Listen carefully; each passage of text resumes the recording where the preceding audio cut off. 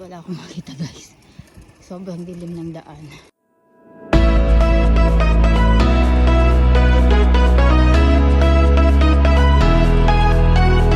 At wala akong makita guys.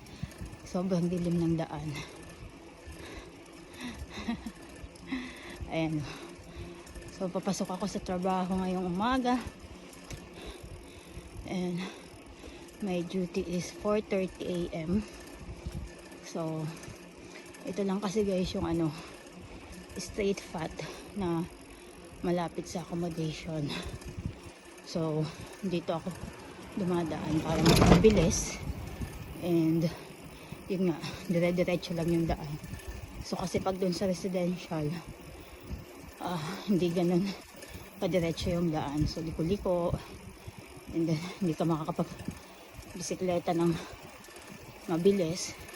So dito kasi mabilis. Yun nga lang, ganito yung dadaanan mo. So sobrang dilim. Kaya kailangan talagang mailaw. So ayan, bumili ako ng flashlight. Kasi dati flashlight lang ng cellphone yung gamit ko.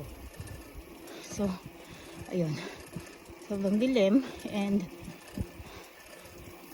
talagang papaspasan mo yung pagpepedal.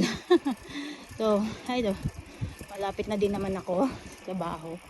So yung nakikita nyo yung stoplight na yun, ayun na. So maliwanag na dyan kasi kalsada na. Ayan. So ayun guys, this is brief update sa buhay-buhay ko dito sa Europa.